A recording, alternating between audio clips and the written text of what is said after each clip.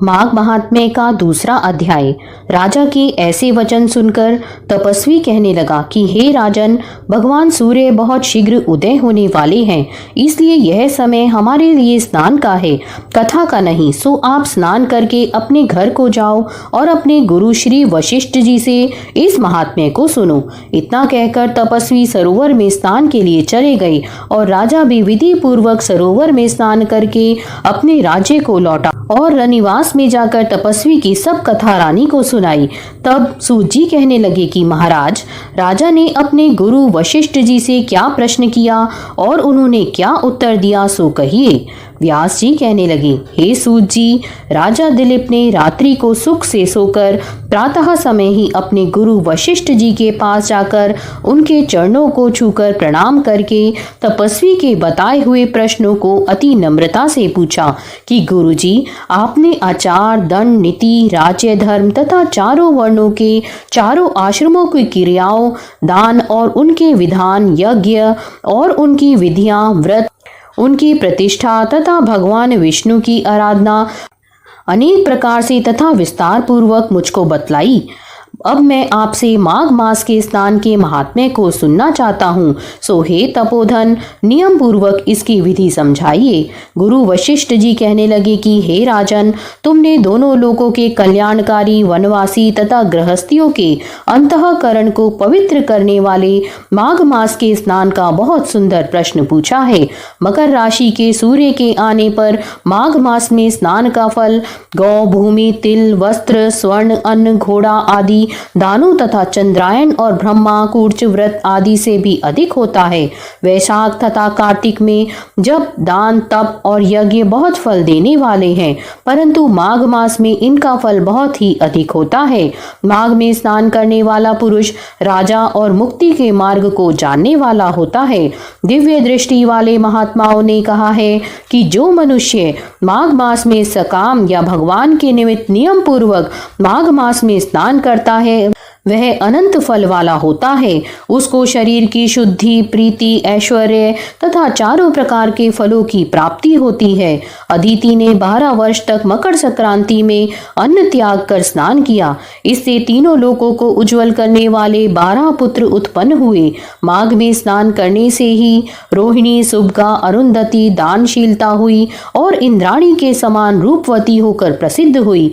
जो माघ मास में स्नान करते हैं तथा देवताओं के पूजन में तत्पर रहते हैं, उनको सुंदर स्थान, हाथी और घोड़ों की सवारी तथा दान को दिव्य प्राप्त होता है। अतिथियों से उनका घर भरा रहता है और उनके घर में सदा वेद ध्वनि होती रहती है।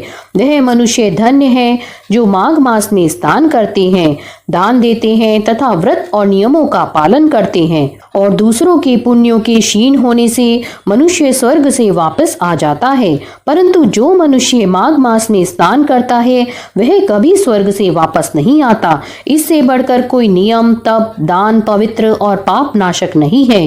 भृगु जी ने मणि पर्वत पर विद्याधरों को यह सुनाया था। तब राजा ने कहा कि हे ब्राह्मण, भृगु ऋषि ने कब मणि पर्वत पर विद्याधरों को उपदेश दिया था, सो बताइए। तब ऋषि जी कहने लगे कि राजन, एक समय 12 वर्ष तक वर्षा न होने के कारण, सब प्रजाशीर्ण होने के कारण संसार में बड़ी उद्विग्नता फैल गई। हिमाचल और विंध्याचल पर्वत के मध्य का देश निर्जन होने के कारण श्राद्ध, तप तथा स्वाध्याय सब कुछ छूट गए। सारा लोक विपत्तियों में फंसकर प्रजाहीन हो गया। सारा भूमंडल फल और अन्न से रहित हो गया। तब विंध्याचल से नीचे बहती हुई नदी के सुंदर वृक्षों से आच्छादित अपने आश्रम से निकलकर श्री भृगु ऋषि अपने शिष्यों सहित हिमालय पर्वत पर गए। इस पर्वत की चोटी नीली और नीचे का हिस्सा सुनहरी होने से सारा पर्वत पीतांबरधारी श्री भगवान के सदृश लगता था। पर्वत के बीच का भाग नीला और बीच बीच में कहीं कहीं सफेद स्फटिक होने से तारों से युक्त आकाश जैसी शोभा को प्राप्त होता था। रात्रि के समय वह पर्वत दीपकों की तरह चमकती हुई दिव्य औषधियों से पूरित किसी महल की शोभा को प्राप्त होता था। वह पर्वत शिखाओं पर बांसुरी बजाती हाथी और सुंदर गीत गाई हुई किन्नरियों तथा केले के पत्तों की पताकाओं से अत्यंत शोभा को प्राप्त हो रहा था। यह पर्वत नीलम, पन्ना, पुखराज तथा इसकी चोटी से निकलती हुई रंग बिरंगी किरणों से इंद्रधनुष के समान प्रतीत होता था। स्वर्ण आदि सब धातुओं से तथा चमकते हुए रत्नों से चारों ओर फैली हुई अग्नि ज्वाला के समान शोभायमान था। इसकी कंदराओं में काम पीड़ित विद्याधरी अपने पतियों के साथ आकर रमण करती हैं और गुफाओं में ऐसे ऋषि मुनि जिन्होंने संसार के सब कलेशों को जीत लिया है, रात दिन ब्रह्म का ध्यान करते हैं और कई एक हाथ में रुद्राक्ष की माला लिए हुए शिव की आराधना में लगे हुए हैं। पर्वत के नीचे भागों में जंगली हाथी अपने बच्चों के साथ खेल रहे हैं तथा कस्तूरी वाले रंग बिरंगे मृगों के झुंड इधर उधर भाग रहे हैं। यह पर्वत सदा राजहंस तथा मोरों से भरा रहता है, इसी कारण इसको हेमकुंड कहते हैं। यहाँ पर सदैव ही देवता, गुह्यक और अप्सरा निवास करते हैं। माघ महात्म्य का दूसरा अध्याय यहाँ पर पूर्ण होता है।